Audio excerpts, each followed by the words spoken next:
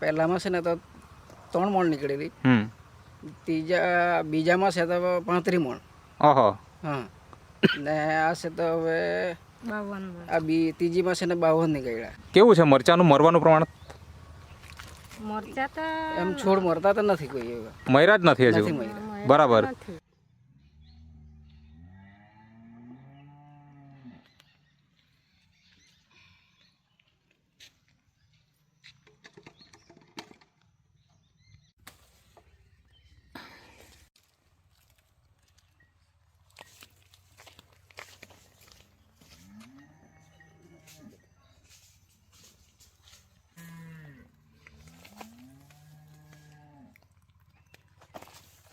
એક જ છોડ છે અને લાગ તમે જુઓ, આ જુઓ.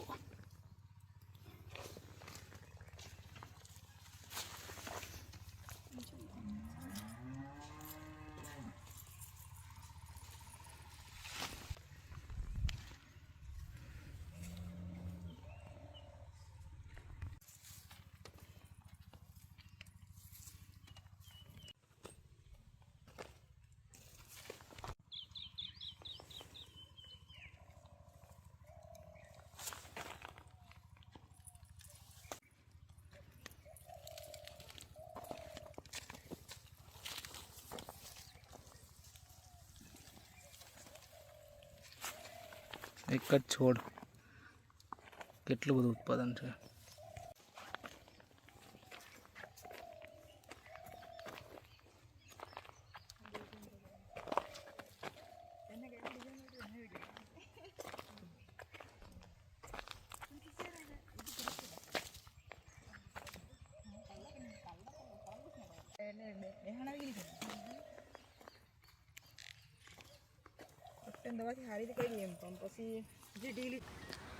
નમસ્કાર ખેડૂત મિત્રો, આજે આપણે એક એવા ખેડૂત મિત્રને મળવા માટે આવ્યા છીએ કે જેમના ખેતરમાં તમે જોઈ શકો છો આ મરચાંની ખેતી એમણે કરી છે. તો એમના પરિચય સાથે આપણે જાણીશું કે મરચાંની ખેતી આજે એ લોકો કઈ રીતે કરી રહ્યા છે. કારણ કે આ વર્ષે વરસાદની ઋતુ એટલી બધી લાંબી હતી કે જેના કારણે ઘણા બધા ખેતરોની અંદર મરચાંના છોડ અત્યારે હાલમાં નથી, મતલબ કે મરી ગયા છે. તો આજે એમના ખેતરમાં તો છોડ પણ છે અને ઉત્પાદન પણ સારું આવી રહ્યું છે. તો આપણે એમના પરિચય સાથે જાણીશું કે એમણે એવી તો શું ટ્રીટમેન્ટ કરી અને શું કર્યું જેથી કરીને આટલા છોડ તંદુરસ્ત છે અને ઉત્પાદન પણ આવી રહ્યું છે. તો તમારો પરિચય આપજો, શું નામ છે? ઉત્તમભાઈ. પૂરું નામ? ઉત્તમભાઈ ધીરુભાઈ. અને ગામ? ગામ મોગરાવાડી. એટલે તાલુકો કયો? ચીખલી લાગે. ચીખલી. અને જિલ્લો નવસારી. જિલ્લો નવસારી. ને તમે? મોગરાવાડી. તમારું નામ? કોલાબેન ઉત્તમભાઈ. હા, તમે પતિ પત્ની છો? હા. ઓકે. તો મને એ જણાવો કે આમાં આ ખેતરમાં કેટલા છોડ છે? આમાં 4,500 છે. 4,500 છોડ છે. અચ્છા. તો આ વર્ષે તો ચોમાસું એ તો મતલબ જોવા જઈએ તો મતલબ હદ કરી નાખી એમ કહેવાય, બરાબર ને? આ મતલબ આટલા વર્ષોમાં ક્યારે નહીં આવેલો એટલો વરસાદ આ વર્ષે આવ્યો. તો આ મરચાં ક્યારે રોપેલા તમે એ જણાવો. આ મરચાં ભાદરવામાં રોપાઈ ગયા. ભાદર મહિનામાં રોપાઈ ગયા. અચ્છા, ભાદરવામાં રોપાયેલા, બરાબર ને? એટલે લગભગ અત્યારે 3 મહિના જેવા થયા, થઈ ગયા. બરાબર ને? અને અત્યારે આમ જોવા જઈએ તો આ પૂરા ખેતરમાં ખાલી જગ્યા એટલી કાંઈ દેખાતી નથી, ભાગ્યે જ કોઈ જગ્યા હશે એમ, જે આપણે જોયું એ પ્રમાણે. તો કેવું છે મરચાંનું મરવાનું પ્રમાણ? મરચાં તો એમ છોડ મરતા તો નથી કોઈ એવા, મર્યા જ નથી હજુ. બરાબર. ખાલી જગ્યા દેખાતી નથી એમ. દેખાતી નથી. કોઈ વાયરસ આવ્યો તો એવા છોડ કોઈ થાય કે મેં કાઢી નાખ્યા છે લોકો. બરાબર. પણ મરવાનું પ્રમાણ? મરવાનો પ્રોબ્લેમ કોઈ નથી આવ્યો જ નથી. આવ્યો જ નથી. બરાબર. તો આમાં જાત કઈ છે આ? ગૌરી. ગૌરી. અને મોટા ભાગે આપણા વિસ્તારમાં ખેડૂતો ગૌરી જ બનાવે છે, બરાબર ને? અને તમે આ મરચાંની ખેતી કેટલા વર્ષથી કરો છો? 2 વર્ષથી કરીએ. નહીં, આમ કેટલા વર્ષથી ખેતી કરો? એમ તો ખેતી તો બહુ કરે પણ આ મરચાંની ખેતી 2 વર્ષથી કરીએ. અચ્છા, મરચાંની ખેતી 2 વર્ષથી કરો. અને એમાં અત્યારે હાલમાં મરચાં સિવાય બીજી શું ખેતી છે તમારે ત્યાં? અમારે ત્યાં સુરણ છે, કોન છે, હળદર છે. સુરણ, કન, હળદર, છે, ગિલોડા. અચ્છા, મતલબ બધી શાકભાજીની ખેતી?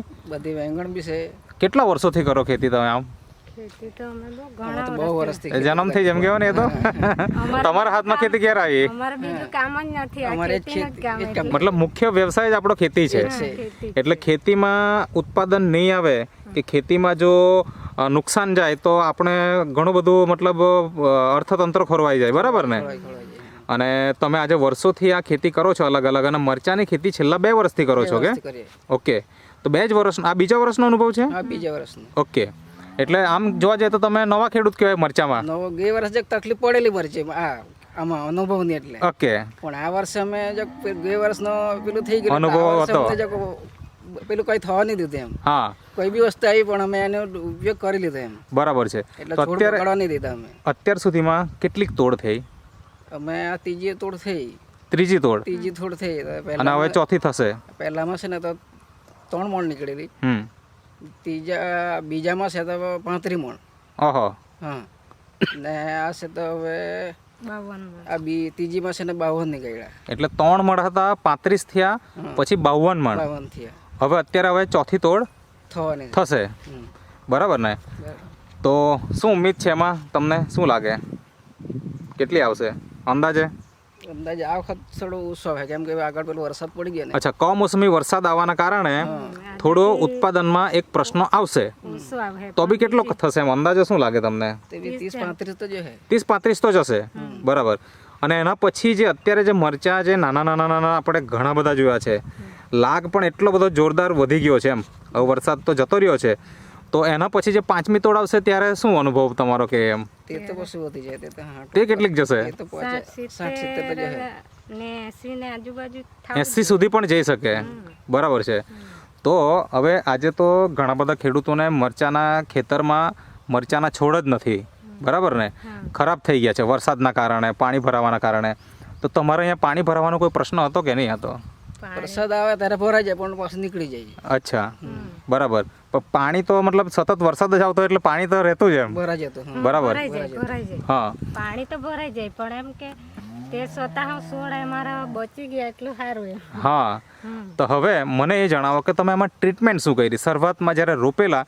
ત્યારે તમે શું કર્યું શું ખાતર નાખેલું એમાં અમે પહેલા છે ને રોપવા પહેલા ખાડા ખરે ને મરચીના હા એમાં છે ને પહેલા ખાતર નાખેલું અમે શું ખાતર નાખેલું ડાય નાખેલી DAP રોપવા પહેલા ઓકે 10 દિવસ પહેલા 10 દિવસ પહેલા આપી દીધેલું એટલે આજે બેડ તૈયાર કરેલા છે અત્યારે અહીંયા આપણે જોઈએ તો બેડ તૈયાર કરેલા છે એમાં ડ્રીપ છે કે નથી ડ્રીપ છે ને અંદર છે ડ્રીપ છે ને હા તો આજે મતલબ બેડ તૈયાર કર્યા એટલે રોપવા પહેલાં 10 દિવસ પહેલાં તમે DAP નાખ્યું ઓકે પછી રોપી દીધા રોપી દીધા એ છોડ તમે જ તૈયાર કરેલા કે પછી બીજેથી લાવેલા વેચાતા લાવે વેચાતા લાવેલા ઓકે અને ત્યાર પછી તમે શું ટ્રીટમેન્ટ કરી પછી તો આની જે કઈ ફૂગની નાશકની દવા આપવાની તે એ પછી ઓકે. નાખી દીધી અમે બરાબર છે અને ત્યાર પછી ત્યાર પછી પછી એક દાખી છૂટું ખાતર મૂકી તો દીધું ખાતર આપેલું પછી તો ડ્રીપમાં જ આપ્યું અચ્છા હમ.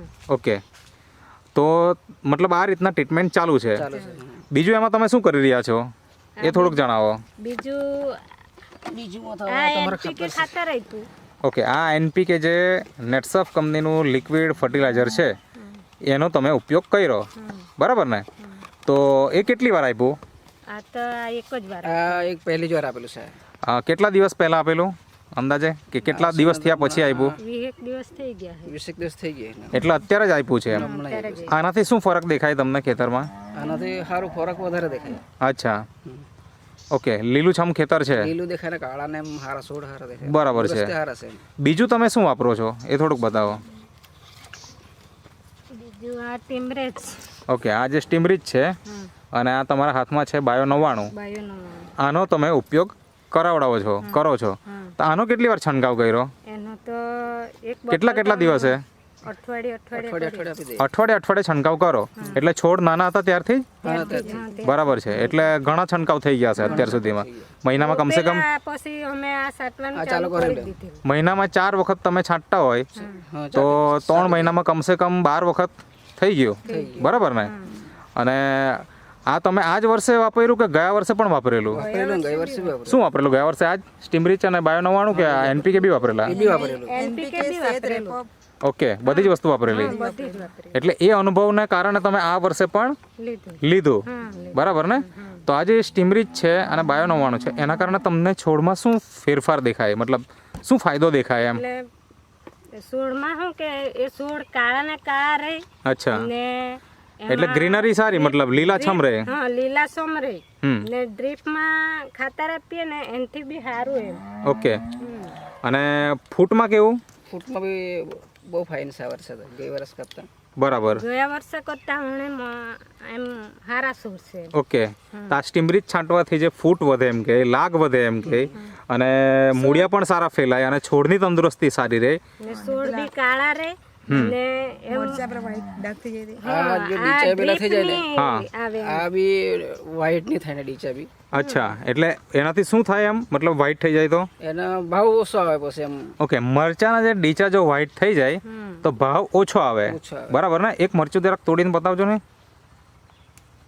અચ્છા, આ જે છે મરચાની ક્વોલિટી છે, એક મિનિટ મને આપજો ને. આપણે અત્યારે તોડ્યું છે.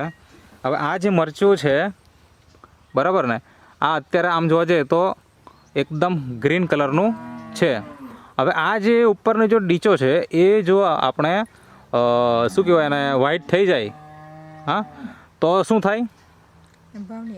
ભાવ ટિપ્સ નહીં આવી જાય એટલે ટીપ આવી જાય એટલે આમાં એસ્કોટ બહાર માલ નહીં જાય પછી એમ. ઓકે, એક્સપર્ટમાં નહીં જાય. નહીં જાય માલ. ઓકે, તો અહીંયા તમે જોઈ શકો છો એકદમ તો આવ્યા, મતલબ આ ક્વોલિટી પણ આના કારણે આપણને સારી મળે છે, બરાબર ને? ક્વોલિટી તો સારી મળે. ક્વોલિટી સારી મળે અને એના કારણે ભાવ પણ મળતો હશે, બરાબર? બરાબર. આ મરચાંનો લાગ છે. નાના નાના મરચાં હજી ઘણા છે, જેથી ઉત્પાદનમાં આપણને વધારો જોવાનો મળશે. એના પછીની જે તોડ હશે એમાં તમે જોઈ શકો છો મરચાંના છોડ એકદમ તંદુરસ્ત છે અને મરચાંનો લાગ છે. અત્યારે મરચાં તોડાઈ ગયા છે, હજી તોડવાના બાકી છે બીજા અમુક.